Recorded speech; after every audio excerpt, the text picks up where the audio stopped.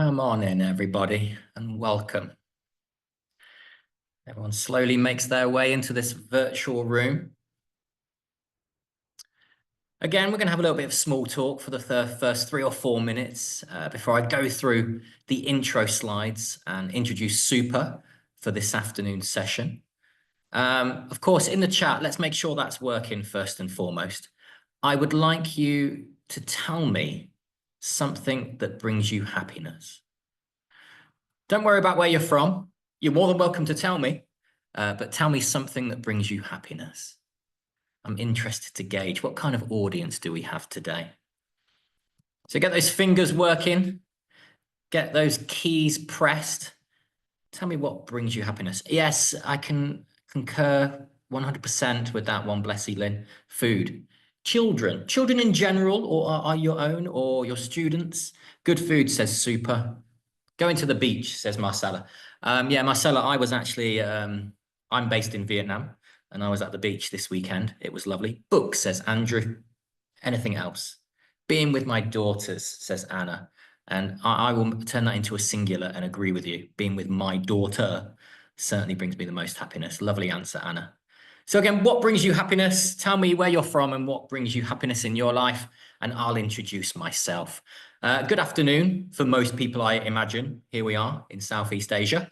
My name is Blue Melia, and I am the consultant and academic trainer, or academic consultant and teacher trainer, I should say, here at Macmillan Education. So I do welcome you to today's session, which is the first of a number that we are bringing you within the next 2 weeks, 4 sessions over the next 2 weeks.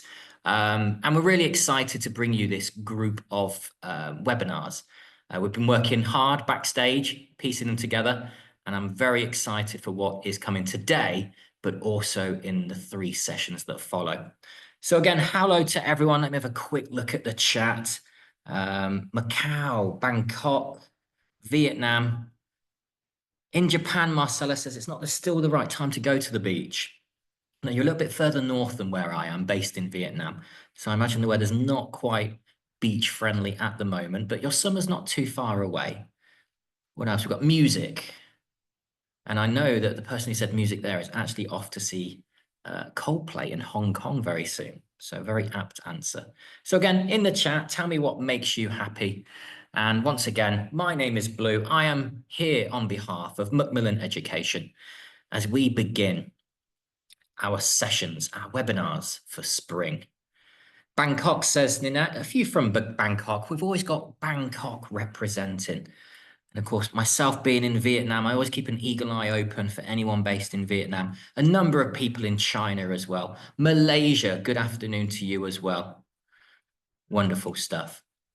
So I will share my screen, ladies and gentlemen, wherever you are around this beautiful continent that we all call home. And I will talk you through what is coming up for you guys in the next 2 weeks. There we go. I hope we can all see that. And I wore the shirt that matched as well. So again, seasonal webinars. We are looking at spring, of course, and we are Macmillan Education Asia. So looking ahead, further ahead to what we have planned for 2025, a very exciting year here for Macmillan Education within Asia, as we look to advance your learning and giving you aids, tips, strategies, and techniques that you can use and utilize in your classrooms. So of course, we have lesson plan masterclasses. Look out for my one that I'll be delivering early next week, Monday, I believe, off the top of my head. Of course, we have the seasonal webinars for you guys to look out for. What has become a staple over the last year as well is our ELT Unplugged, where we have hotly debated topics, debated by some experts within the field. And they've been really well received last year. And I hope that trend continues as we look ahead into 2025. And also something new, as you can see there, strategic decision-making and leadership skills. Yes, we are focusing on you guys, the voices of ELT, in particular, management, okay? And that all sort of builds and sort of goes upwards, doesn't it, to that point. But don't worry if you're not a manager in ELT. We're talking all things that might help you become a manager, ways that in which you can advance your own career in ELT. So certainly look out for voices in ELT management coming up this year and towards, as you can see, all roads lead to 2026, which is scary. So what do we have coming up? Well, let's begin with today, Monday, March 17th. And in a few brief moments, I will introduce the super Huang to you. Okay. And we're going to be looking at going beyond surveys. And specifically, super will focus on creative ways to sort of capture student feedback without just those standardized survey results. So please stick around because that's why you're here for an awesome session with super. Later on in the week, looking ahead towards Thursday, March 20th, all three of us, the dream team, myself, super, led by Del, we're going to be looking at giving student feedback. So it ties in nicely, really, to what super is going to introduce to you this afternoon. Learners and listening to those learners and different ways in which we can offer feedback to learners in terms of what they believe has been done right in the classroom, what could be better, and really also culturally as well, because again, we're quite diverse across this region, from Thailand to China, all the way back down to Vietnam. So what do students make of their journey when studying English in their country? What could be better? And what sort of tips and advice do they have for teachers in the way that they deliver English? So a really interesting session on Thursday. I encourage you to sign up for that one. Going to next Monday, of course, I'm going to tout this one, aren't I? Because myself, Blue, I will be walking you through a lesson plan masterclass, okay? Basically, we're going to look at how to deliver a culture lesson from one of our exciting new series here at Macmillan, okay? Specifically, it's for primary, but again, it's bespoke and pieces and cogs can be moved in order to make this work for a number of different levels or ages that you might be teaching. So that's the lesson plan masterclass, which is coming up a week from today. And that is concluded with, on a week Thursday, March 27th, as we say goodbye to the end of March, Del is joined by the lovely Giselle. And they will be looking at voices in ELT management, which I just spoke about, and basically enhancing student engagement and learning outcomes. So again, the perspective of an expert there in Giselle, led by Del, who himself is an expert in ELT with over 25 years of experience. So yeah, check it out, sign up. The QR codes are right there. I'm sure they'll be copy and pasted and put into the chat as well. So keep your eyes and ears open and join us for the next 2 weeks for our exciting webinars. So again, the inevitable question that does get asked by a number of you is, where is my certificate? And of course, you will receive a certificate individually for each session that you attend. Check your junk mail, be patient, give it a week. If not, of course, get back to us and let us know, but you will find a certificate somewhere within the next 5, 6, 7 days, okay? So if you'd like to follow us on social media, again, there's the QR codes to do so. You can follow us on Facebook by capturing that QR code there, or even on WeChat, maybe a little bit friendlier for people joining us up there in China. You can join the Macmillan Education WeChat page as well. And again, there's the email addresses if you'd like to reach out to the local teams within the region for any information about the Macmillan Education products. So I'm going to stop sharing my screen there, and I'm going to ask Super to appear and introduce herself. And Super, enjoy your session. All the best.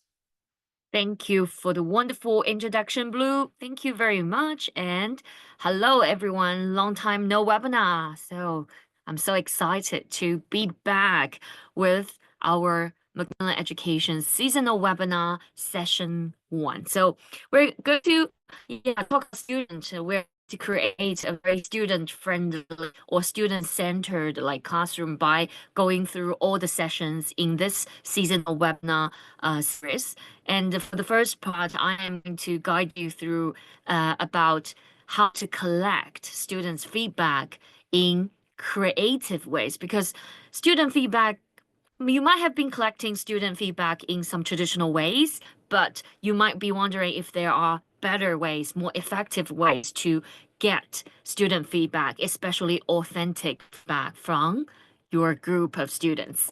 Okay, so that is what we are going to focus, and I'm going to share a lot of ideas, quite a lot of them actually. So stay tuned and make some notes maybe throughout the session. But of course, we will be sharing these content with you in the thank you email afterwards, together with the certificate. So don't worry if you don't note down everything you listened today. So basically, we're going to, hello from Shanghai and hello from, everywhere in Asia. So hopefully today, together with me, we're going to, answer some of these questions here. So we can think about why should we care about feedback, student feedback, why they are important, and what types of feedback are we talking about here?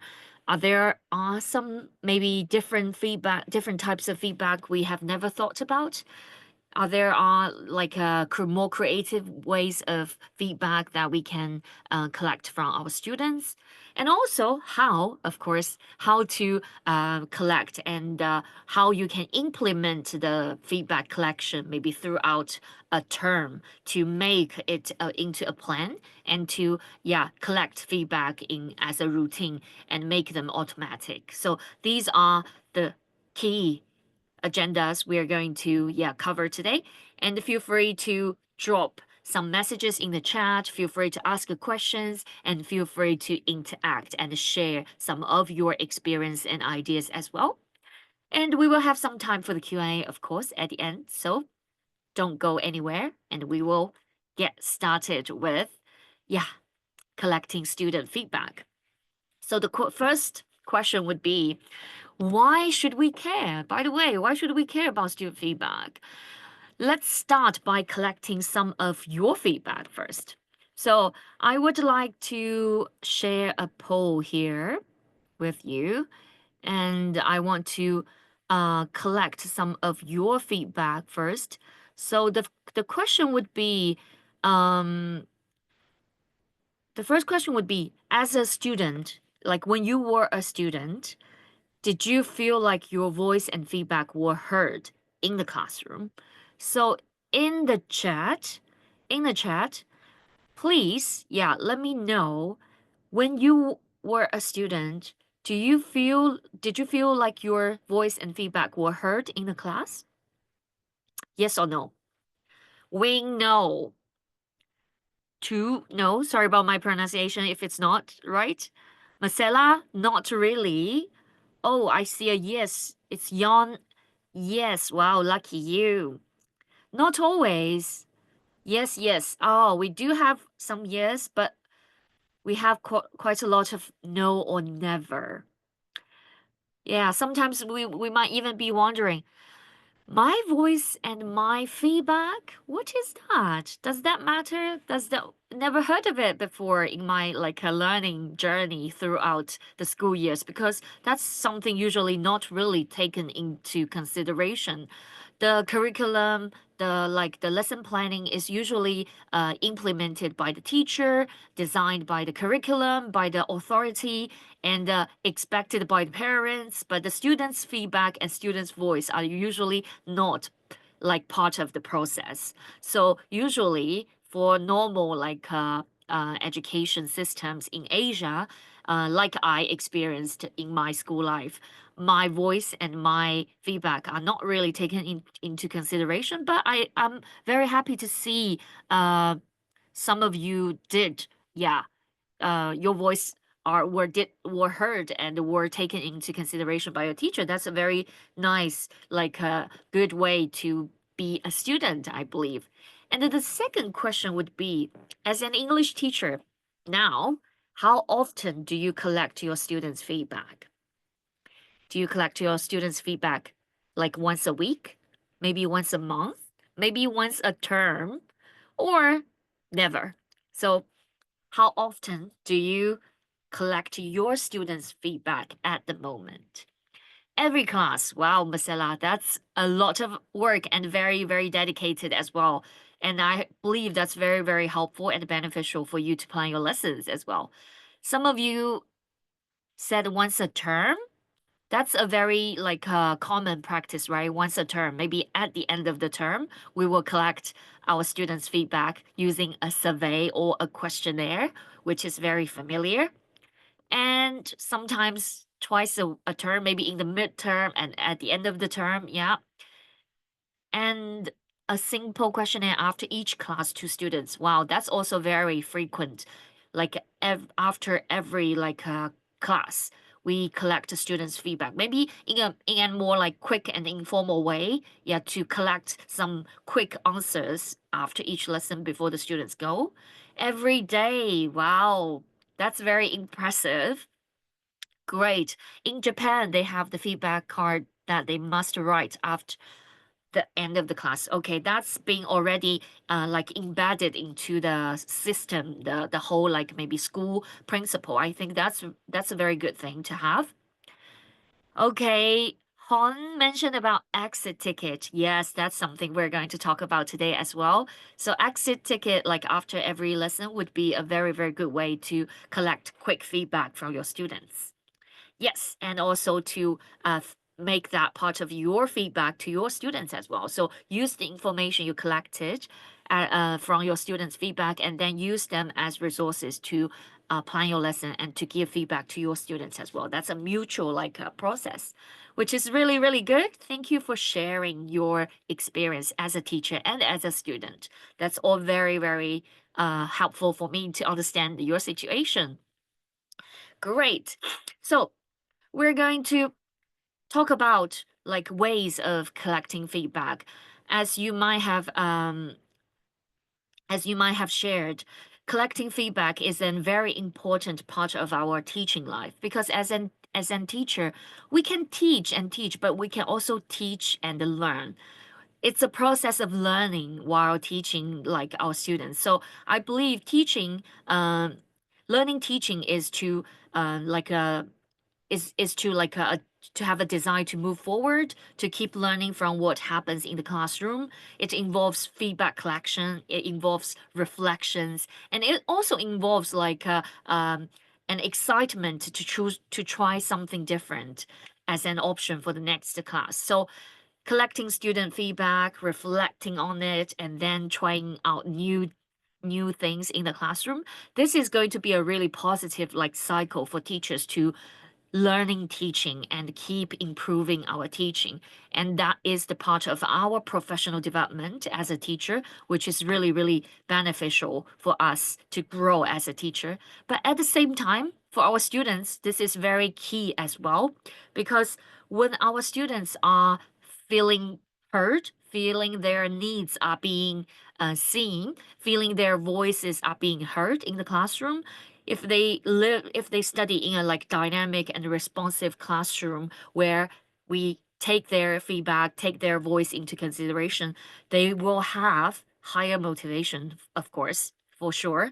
They will, yeah, lead to better performance and also to have a better ownership of learning as well. That is like at the end of the day, the key to success of their learning. Because as a teacher, if we always have like a teacher-centered classroom where we impose like homework tasks or like jobs for students to do, they will never have that kind of ownership of their learning. What we want to do is to create a very student-centered classroom where they can be more motivated, taking more ownership of their own learning, and which leads to a better performance academically and also as a human being as a whole, like a human being for a lifelong like learning of development.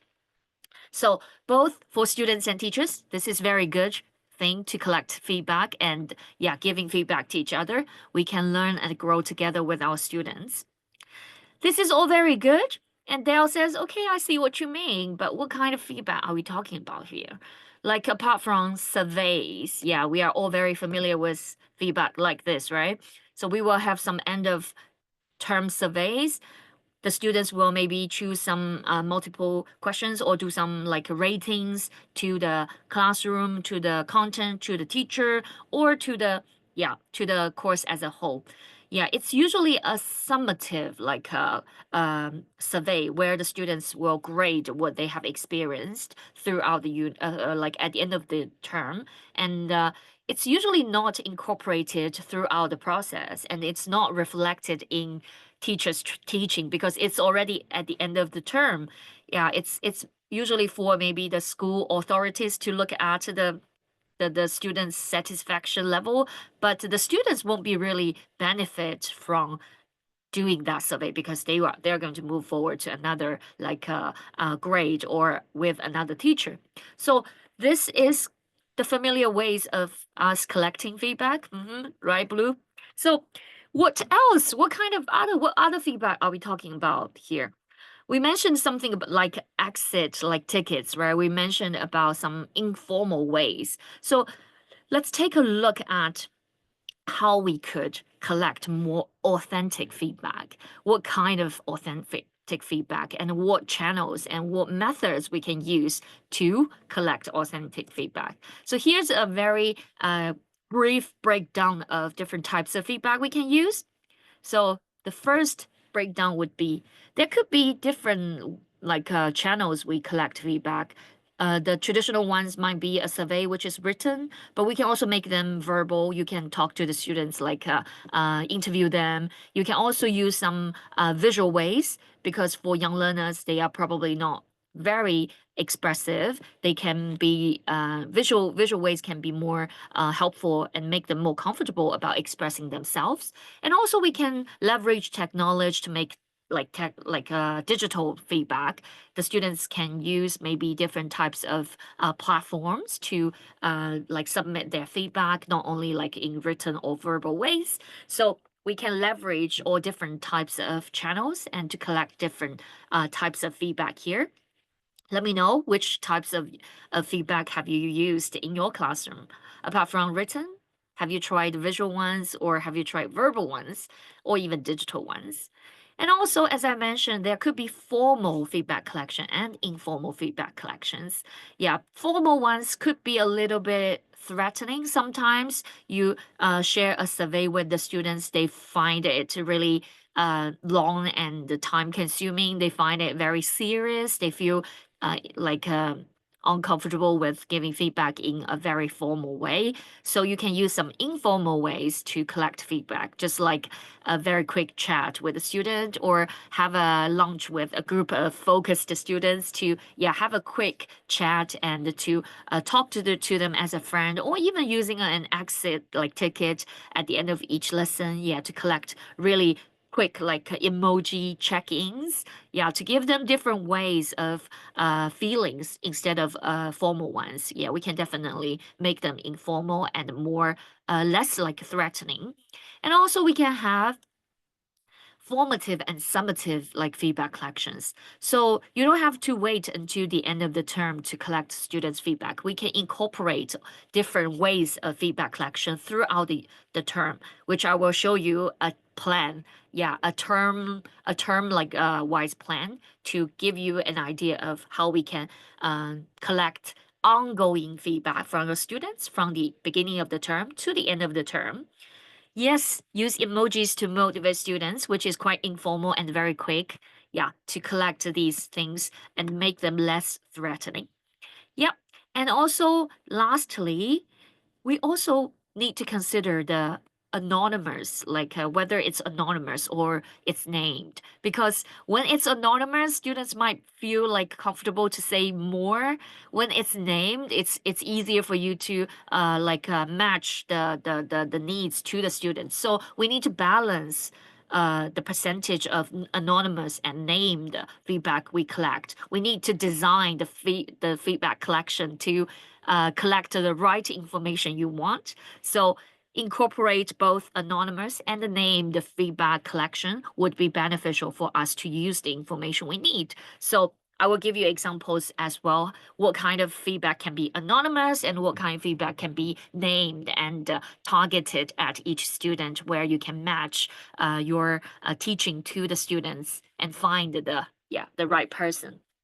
Okay, and don't forget, feedback could be student, teacher, student, and also yeah, student with like so it's like a very dynamic process. It's not only collecting student feedback as a teacher, it's also like giving feedback to the student or student giving feedback to their peers. So make it like a circle and establish a culture or a good environment, a safe environment for the students to do that kind of feedback giving and feedback receiving, that will lead to a very good like a feedback collecting culture where you can make the most use out of it. Okay, so this is a breakdown of what types of feedback we can collect. So the next question would be, interesting, but how to collect authentic feedback creatively and effectively? So the how is the key for today's session, of course, Blue. I will give you some answers and give you some ideas to implement the plan of feedback collection. But before we kick off the plan, here are some key strategies for success. Of course, the first thing, as I just talked, we need to mix feedback collecting channels and methods to maximize the ways you collect the feedback. You should integrate as many methods and channels as possible to, yeah, use different types and to mix them together so that you can collect the right amount of feedback and information for you to use. And the other key strategy for success is, I think, which is more important, is to turn feedback into action. Because if you only collect feedback and never use these information you collected, or never let your students know that you are using these feedback as a way to support your students, they will not be motivated to give you the authentic feedback. So if you can collect and then analyze and then respond to the students and implement changes based on the feedback and let your students know the whole thing, how the whole thing works, that's going to really make a difference. So believe me, yeah, let your students know that you are taking the students' feedback into your lesson planning and making sure your students can see how you responded and implemented changes based on the students' feedback. Okay. And is there a question in the Q&A? Let me check.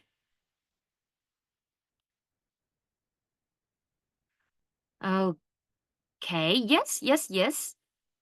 We will do it at the end of the session. Yes. And now the key question would be, how can we incorporate and embed these feedback collections so it becomes automatic and routine? Because it takes time, right? It takes time and takes efforts for us to embed feedback and also collect them and also to use them. So we need to make a plan to make the feedback collection process automatic and routine and make the students feel comfortable of giving that feedback to you. And here's a feedback plan for the term. So I will give you a 5 phase feedback, like a plan from the preterm to the early term, then moving on to midterm, late term, and post term. So there will be 5 stages that you can look at today. But of course, you can use some of the ideas from this plan. You don't have to use them all at like once. You need to establish your feedback plan maybe step by step, but this is a term plan that you can refer to and you can maybe make some part of the plan use in your classroom. Okay, so let's see how this 5 phase plan will work. And please, when I go through each phase, at the end of each phase, please give me some feedback in the chat about, yeah, give me an emoji when we talk about the feedback collections at each phase, and whether you like it, you don't like it. Yeah, I want to keep you, yeah, involved in this process as well to keep collecting your feedback. Oh, I can see a heart. Thank you very much. That's very sweet. Okay, so let's move on to the first phase, which is the preterm. So at the beginning of the term, we want to collect our students' feedback in terms of their proficiency levels. So this proficiency level is also part of the feedback we want to get. The students will do some yeah, maybe placement test or diagnostic test. Yeah, we need to get to know the students like baseline level for future use. And also we want to know the students' goals, preferences, and expectations, which is really, really key because we want to know the students' like voice at the very beginning to keep them engaged and also to establish the culture and environment, which these are the goals. And I will give you some examples of like feedback collecting like tips. So the first way of collecting students' proficiency levels is to do a placement test or a diagnostic test. I will give you an example from our Macmillan Education's primary coursework called Academy Stars. We usually will have a placement test tool for teachers to use. So this placement test tool, according to the age and according to the language proficiency level, we will have slightly different ones for you to use. But you can also find like placement tests on some other like on the internet, or you can create your own placement test to get the information about your students' English language proficiency levels at the beginning of the term.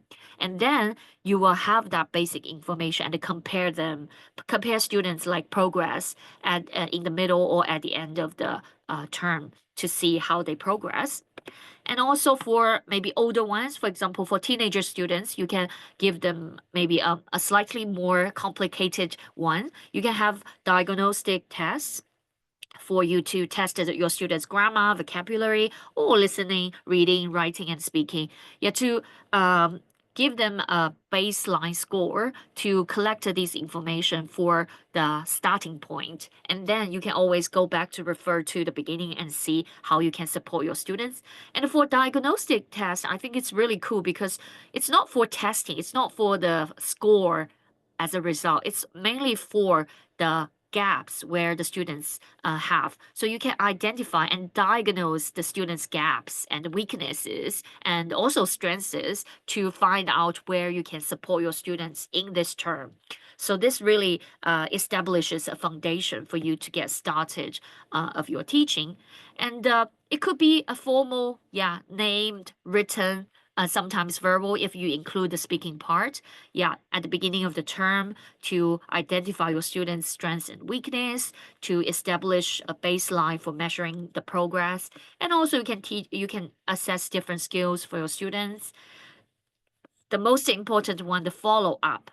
Yeah, because you want to turn your like a feedback collection into action. So the follow up is the key. So you might probably want to share the results in one-on-one meetings with your students. You might want to use the result to group your students for differentiated instruction in the whole term. So these information can give you a really, really good starting point to plan your lessons and to differentiate your teaching and to meet different students like strength and weaknesses and to support them accordingly. Okay, so this is the first technique you can use. The second one is to do a initial student survey, but you probably don't want to do a survey because survey is usually not the perfect one format for us to collect like students information. So we can make it less formal. We don't need to give out a survey with a lot of questions. We just give them a template of a student profile, like a page or a table for your students to create their own profile pages where they can put down their interests, their likes and dislikes. They can put their things like what people like and admire about me. What is important to me? Yeah, to give them like different prompts to guide them to write down information about themselves. And these profiles can be kept as a student profile book for you to go back to look for the students' interests, their like motivations, and their learning habits, learning ways. And for younger ones, you can make it even like more informal. Yeah, to integrate like to put pictures on it, to do drawings, to have different areas for them to note down the information about themselves. Yeah. So these are very, very less threatening ways to do an initial student survey. And you can always updating the student's information from time to time and keep the student profile as a good information. And also you can talk to your students based on the information when you have one-on-one meetings, and also to communicate with the parents as well. This is really, really key information. So for initial student survey, it could be formal or informal. It could be named. It must be named because you want to match the student information to that student, and it could be written. Sometimes can be visual as well. So it happens at the first week, usually happen in the first weeks of the term. You want to gather some information about the student's goals, preferences, and the confidence levels. You can use questions like, what are your goals for English language learning? What motivates you to learn? What aspects of English do you find challenging? Yeah, how do you prefer to learn? Yeah, you can incorporate different questions about learning and about the students' own like personal interests and motivation, and to oh, yeah, the most important thing is what you do with these information is to document these information, and yeah, to make personalized student profiles and to tailor your lessons to meet different student needs. You don't have to meet every student's needs in every lesson, but you can meet one need in one lesson, yeah, to make the culture more student centered, to let your student know you want to hear their voice, and you are planning the lesson to meet some of their needs. I think this is a very good move and act to show your students that you care about their voice and their motivations and interests, and that's a very, very motivating thing for your students to tell you about what they really think about the lesson. Okay, so this is the initial student feedback. Let's move on. Let me know. Give me an emoji. Yeah, emoji checkings right now. Let me know how you feel. Okay, I see some thumbs. Okay, thank you very much for the feedback. Yes, great. Feeling good? Okay. Moving on to the early term. So in this phase, we are going to introduce more ongoing feedback collection methods, yet to keep that process going and to gather some initial impressions about lessons and activities, and also to encourage students to reflect on their learning. So in this part, as some of teachers have been already practicing in your classroom, we can use some weekly exit tickets. It could be named, it could be anonymous, depending on what you want to like collect. It's more like an informal like format, and then it's usually in a written format, but it could be a visual format as well, depending on the age group. It could be as simple as this. Yeah, an exit ticket for your student to tick or draw a smiley face or a sad face on a ticket. So the students will let you know whether they have got everything they learn in this lesson, or they are almost there, or they need help. Yeah, that gives you a like a traffic light, like green light, yellow light, and red light. Yeah, that's a very quick way to collect the students' feedback about where they are after the lesson. Do you need to spend more time? For example, 50% of the students give you a red light, which is need help. You probably will consider to spend more time on this lesson, yeah, to reinforce the content in the next teaching, like a lesson about the grammar or the vocabulary or the language you have just covered in this lesson. Yeah, and it could be you can go a little bit deeper while the students age groups are slightly older, or when they are more used to giving you more feedback. For example, today I learned something. Yeah, the exit ticket is about what they have learned, or you can go even further about like three things I learned today, two things I found interesting, one question I still have, like three, two, one, like exit tickets. So depending on the student's level and depending on the time you have, depending on the culture you have created for your student to give you feedback, you can choose different levels of exit like tickets and use them in different like maybe timings and to collect the right amount of feedback you want. Yeah, the idea is to check in like weekly, quickly evaluate how students like feel about the lesson. Yeah, you can use different ways of prompts. You can even like give your students some prompts like describe today's lesson as a movie title. Yeah, if today's class is a food, what would it be and why? Yeah, to use some creative or to create a twist. It's not like only about the language or the vocabulary. It could be something else, but to give students a way to share their feelings or express their ideas. Yeah, a quick way to do so. And the follow up is to integrate the feedback to the lesson planning of the next week and let your students know that you are integrating some of their feedback. Yeah, so that's really, really important to do the follow up and make your follow up like actions visible to your students. Okay. And also, if your students are like less like expressive or they are more comfortable with some informal like ways of expressing themselves, you can consider to create a visual feedback wall. It could be anonymous. Yeah, they don't have to write down their names. It could be informal and visual. So the students can you can do this like throughout the term. The wall could be there on the classroom like wall, and you can allow your students to yeah give their feedback at any time. Yeah, it could be a physical one or a digital one. If you don't have a physical wall, you can create a like Padlet wall or like a like online whiteboard for them to use sticky notes, emojis, or drawings to share their ideas. Yeah. For example, use an emoji to the emoji to describe your feelings about today's lesson. Draw a picture of your learning journey so far, or write down some feedbacks about the teacher or about the lesson. The follow up is about you can check the wall regularly and pick stickers from the wall and then respond to them in the class. Whenever you have time, you can pick a sticker on the wall and show the students and respond to them. So that creates a very regular like interaction between you and the students using that visual wall. And that would be really fun as well, as I can imagine. And also, you can use some Kahoot quizzes. Have you tried Kahoot in your classes? Maybe online ones, maybe offline ones. Kahoot is a really, really interactive and competitive like quiz platform that you can use. This could be an informal digital named like feedback collection about what they have learned at the end of the units. You can do a unit like a Kahoot quiz and you can continue it throughout the term as well. The main thing is to assess the students' vocabulary and grammar retention from the recent unit and to identify the gaps and where they need support with.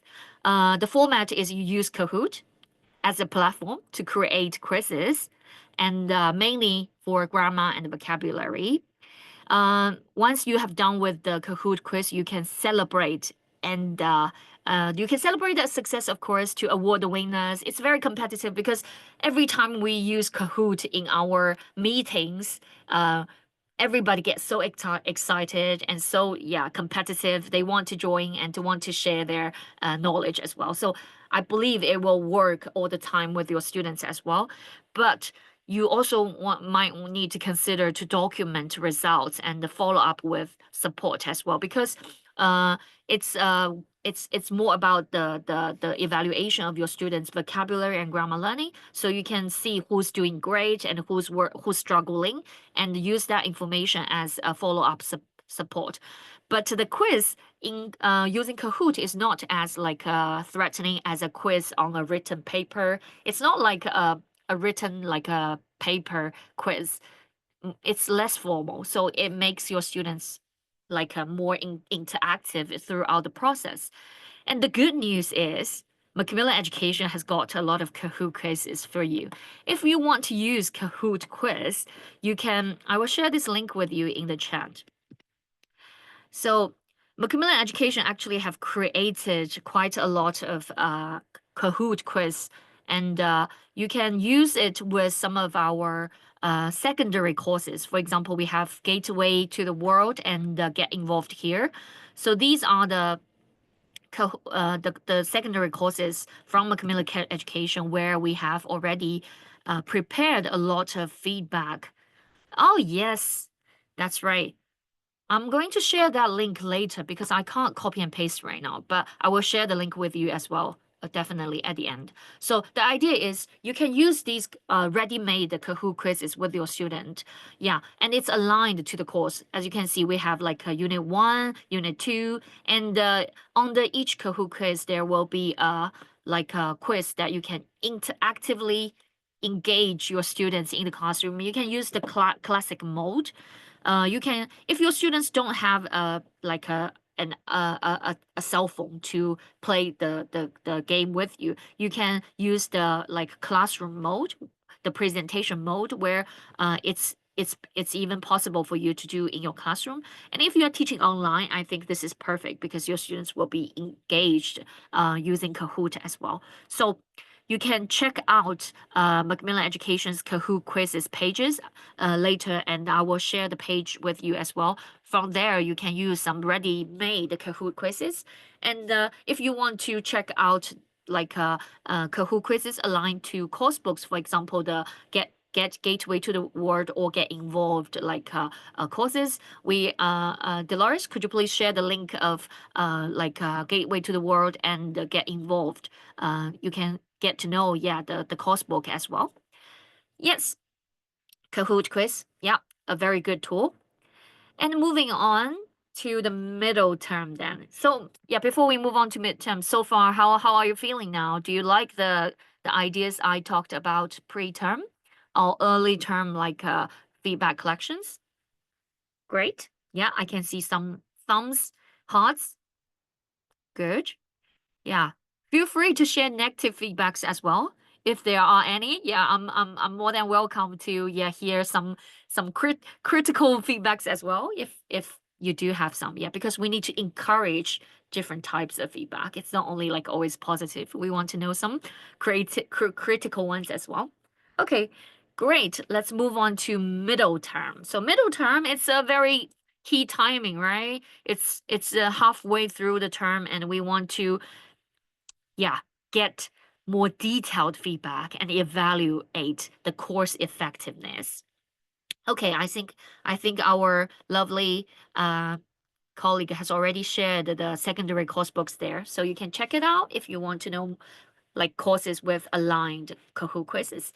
Okay, so in the middle term, we do have some like things to do because it's a critical timing for us to dive a little deeper into the feedback collection and to evaluate how effect our courses are and how how effective our teaching is. So you want to reflect on the progress and adjust the teaching strategies based on your students' feedback and input as well. So we need to do something different. So here I've got some ideas for you. The first one would be a podcast or video like reflection task. So instead of doing a survey again, because we don't really like surveys, right? We don't want to give out a paper like survey for our students to do because that's not interesting, not creative. So we want to have some different ways.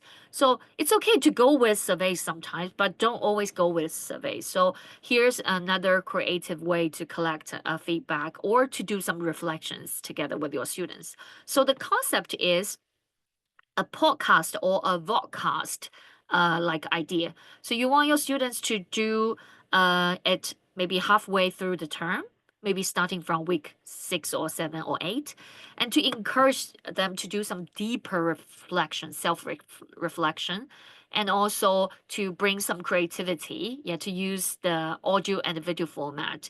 At the same time, to fostering their speaking confidence as well. This is a way to practice their speaking as well. Another way of doing, yeah, the homework.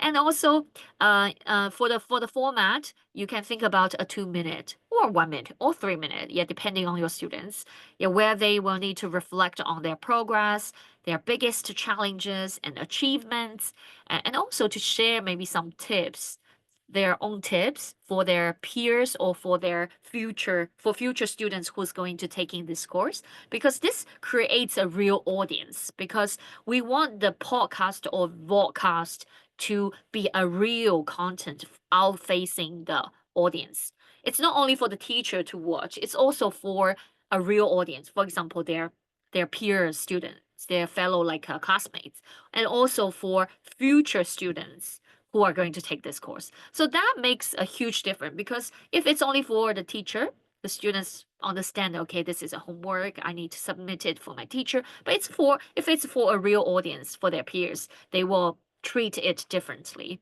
Yeah. But the most important thing is once they have done the like podcast or vodcast like reflection, the teacher need to provide personal feedback through a written like a comment, a format, or a quick video response because teachers can also respond to the students in video formats as well or audio formats. Yeah, you can use like platforms like Google Classroom, Flipgrid or Padlet. These are all platforms where students can submit and teachers and students can comment and maybe click like a thumb or giving response to. Yeah, so that makes it more authentic.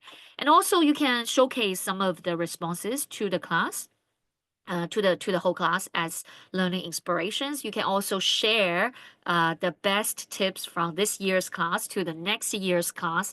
Yeah, to put them together, create an episode, and share with a real audience of the students. Okay, so this is at the middle term where you can create some. You can do something creative using the audio or video format, and also leveraging technology like Classroom, Google Classroom, Flipgrid, or Padlet. Okay, so how do you like that? How do you like the idea of a podcast or vodcast? Do you think it's going to work? Probably for older students, probably for students who are able to access maybe technologies. Yeah, it could be. Do we get a recording of this session? Of course, yes. We will send you the recording together with your certificates. Yeah, maybe because I do believe you need to understand your students to before you decide what you can do with them. But for older students, for students who have access to technology, and for students who are able to use the internet, I think this could be an option. Yep. And then moving on to late term. So late term, we want to, yeah, reinforce the learning and adjust the remaining challenges, and also to further foster the students' collaboration, self-reflection, and also teachers, you need to maybe make some final adjustments towards your teaching as well. So the late term, I will share one idea as well with you, which is quite interesting as well, very creative, to do a role reversal, which means the students are going to take the teacher's role for a while, not maybe for a whole lesson, not for like the whole the whole week. It's like allowing your students to empower them to be in charge of a part of the teaching. Yeah, different groups of students can work together to take part of the lesson planning. So some of the students can teach the grammar, some of the students can teach the vocabulary, some of the students are in charge of the project work, some of the students are like responsible for the speaking. So you can put your students into groups. You can assign different like part of the unit to your students and ask them to be the teacher. This encourage them to provide like feedback from the teacher's perspective, which will bring a different perspective for the students to think about what they are doing in the classroom. Yeah, and assign the students the task to ask them to design a short activity or short lesson based on what they think will work best, or based on what they like about the classroom, what they want to try in the classroom. Yeah, to allow some creativity, because it's just going to be like a unit or a week. Yeah, you assign some of the time for different groups of students to try that. And after doing that, the follow-up is quite key as well here. So you need to ask your students to reflect on what they have learned in the process, what they would do differently. They can also comment and give feedback to each other to their peers, yeah, you can ask them to give feedback about what they can do differently, from other groups' job, and what if you were a teacher, what would you do differently? If you were that group, what would you do differently? And yeah, what could you add to make the class more interesting? So that gives you the students an opportunity to step in, yeah, to change the role and to think from a different perspective. And then teachers are going to see very, very different ideas as well. Ask you can basically learn different things from your students. When you were a student, your students are going to be the teachers. You will see a total like a new angle where you can never see as a teacher always. So this gives you the teacher an opportunity to explore some new aspects of your students as well. Okay. So how do you like that? Is that a good idea for you? You want to try it in your classroom? Do you think it's worth trying? Do you think it might be a good idea? Mm-hmm. Some positive ones as well. Okay. Yeah. You might consider it in late term because at that time you have already created a good like culture of feedback collecting. You have encouraged your students to like step in, and you know your students better, so it's a good timing. Yes. Okay, great. And for the last phase, which is the post term, which is the end of the term, excuse me. So at the end of the term, we want to evaluate the course. Of course, we need to know how's everything going. How well did we do with the term? So we need to evaluate the whole course and the teaching methods. And also, we want to encourage our students to recognize their progress and accomplishments, and also to collect actionable insights for future classes as well. So I'm going to give you some ideas about what you can do at the end of the term. So the first idea is about, yeah, to do a learner profile self reflection. So this is an idea from Gateway to the World, which is a secondary course book from Macmillan Education. Because we have created learner profiles at the beginning, right? But we could use different like metrics to do learner profiles, to do self-reflections, to give them more detailed ways of evaluating themselves as a learner. So this is a very key methodology we use in Gateway to the World is to become a better learner. So we will create different learner profiles for students to evaluate themselves. You can do that at the beginning of the term and then do it again at the end of the term to compare the students like self reflections and to see the progress.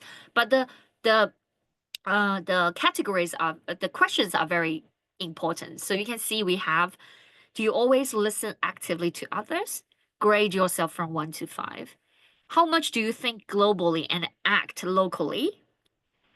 Do you always like show empathy and kindness to others, or how much do you question your own attitudes and behaviors? So these are the learning attitudes and learning habits and the learning strategies as a learner, like how open-minded, how do you always act with integrity and honesty? So these are the things that we don't really talk about. We usually talk about how do you think about the grammar? Do you think you are doing good in like speaking? What are the challenges of learning the lesson? Yeah, we don't really talk about these learning skills or learning like strategies or learning habits.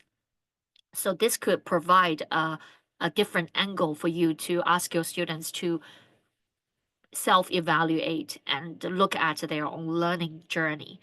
And it is, yeah, part of the learner profile, of Gateway to the World. And if you are interested in knowing more about learning habits, learning skills from Gateway to the World, you can check out the link we are sharing in the chat. Yeah. So basically, we teach our students a learning like skill in each unit, and they're going to like practice and also evaluate themselves about one learning skill each unit. So that's a very different way of doing learning, learner profile, and also to ask your students to reflect on their own learning process and journey. And also, the last idea I would like to share is about a secret letter to future students. So this is also a very, I think it's a little bit similar to the podcast or vodcast idea. It's more about creating a real audience. It's not only writing the feedback for my teacher.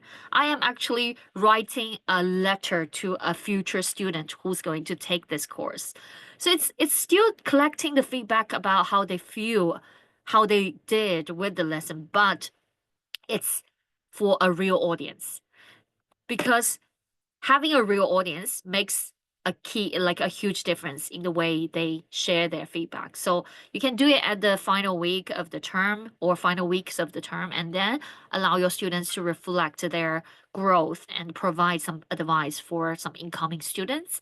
And the letter should be sealed. You should make it as authentic as possible. Yeah, you give them a letter like which they can seal, and then you can give them some prompts like the best advice I can give you for this course is blah blah blah, something I struggle with is blah blah blah, what I like about the teacher is blah blah blah, what I don't really I one thing I really want to avoid is blah blah blah. So yeah, give your students some prompts to write this secret letter to the future students and to seal them.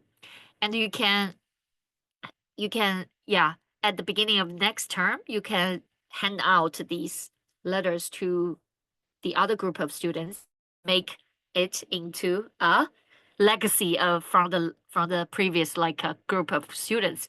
That gives you a really nice like information exchanging between classes and classes, students and students. So that is the end of my session, and that gives you a very comprehensive like feedback plan for the term. Yeah, 5 phases from pre-term all the way to post-term. A lot of different like channels and methods that you can use. You don't have to use them all, but you can definitely try maybe 3 of them. Could you please name 3 ways that you want to you would like to try in your class about feedback collecting? Yeah, please share maybe 3 ways of collecting student feedback in the chat with me that you think might be helpful or applicable in your classroom settings. Yeah, let me know. Exit tickets, definitely quick and effective. And what else? Vlog. Yeah, letters. Yeah, I like these ideas as well. Could be a little bit challenging sometimes, like the vlog one, but it's definitely worth trying. Yeah, leverage the technology as well. Okay, secret letters. Sounds good. Visual wall, yeah, for young learners, I think visual wall is definitely a very strong and powerful like way to collect their feedback. Yes, sounds good. No, nobody wants to try Kahoot quizzes because it's already there. Go and try that. Yeah, Kahoot quizzes. I will share the link with you now. Wait a minute. Just wait a second. I will share the link with you in the chat. Yeah, Blue, are there any questions from the Q&A that we can address? Yeah. Firstly, thank you very much for that informative session. Super. The one question you kind of touched on it a little bit in terms of teacher student, but also student to student. But is there any way you can extend and think of any other ideas where students can give their peers and their classmates some feedback in productive ways? Yes, I think for because we sometimes do peer work and group work in the classroom, right? We need we need to share. maybe scaffold a little bit about what the students need to do when they do pair work or group work. We give them maybe a feedback like a template for them to share feedback with their peers when they are doing group work or pair work, especially group work, because usually it's going to be more complicated, and it takes a long, maybe a week or even a month for them to work together on a project. So in these cases, I think we need to scaffold with evaluation or feedback like format for the students to give feedback to each other. And also that's maybe part of the evaluation of the whole project work as well. So the students need to be responsible for their own like a job in the group work, and the peer evaluation is part of the final like result. So they need to be really careful and be really responsible for it, and make that part of the whole project work would be really, really nice. Awesome. Brilliant. Yeah. Well, thank you very much again, Super.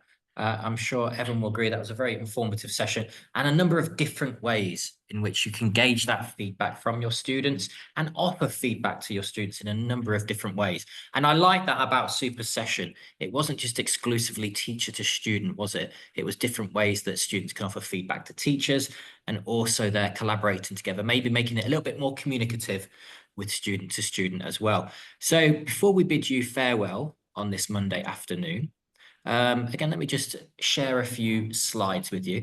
Dell has put into the chat the link, and here is the QR code that is linked to the link that will send you directly to give us your thoughts. It will take you a few moments, 3 minutes, 90 seconds, a minute and a half, what it might be, but it's a few clicks and your thoughts on today's session and what you would like to see in the future, because we are talking about feedback. And of course, it would make sense, wouldn't it, for you to give us some feedback and your thoughts about the session. So I encourage you to take 90 seconds, 2-3 minutes of your time after this session. Click on this QR code right now and capture it. And even if you don't get around to it right away, maybe you're busy, keep it on your phone, keep it on your laptop, keep it open, and you can offer us feedback and thoughts, because we always do take this into account. We really do. We Mm-hmm. cater for you. So, yeah, just looking ahead, of course, Thursday is the next session, our second session in this spring webinar series. And again, it'll be a combined effort from the three of us, Super, myself, and Dell, as we sort of role reversal, as Super said earlier, and we're going to look at how students maybe have feedback to us in terms of their learning journey in their country. And we're going to reflect on these points and offer questions to you to ponder as the audience of what these students think of their own learning journey, wherever they are in this world. And that takes us on, of course, to the certificates. I mentioned at the start of the session, and I remind you, there will be an exclusive certificate for each of these sessions, so 4 in total. Find it in your emails, check that junk folder as well, and there's a recording link as well, linked to this, so you can watch again. Mm-hmm. And if you'd like to follow us on social media, then we do encourage you to do so. There you can see a couple of QR codes, one of which will take you to Macmillan Education Asia's Facebook page, and the other one is the WeChat group as well, at Macmillan Education. So again, fire away, get those scanned, and come join us, and we can have further discussion. And if you are interested in any of the products from Macmillan Education, there are 2 links there, 2 email addresses. Get in touch with your local team and they can assist and help you. So that blank screen means I'm going to stop sharing, as I'm sure Super would like to say goodbye to you all. But thanks very much for hanging out with us this afternoon. Yeah, see you on Thursday. Thanks, guys. Bye. All the best. See you Thursday. Have a good day.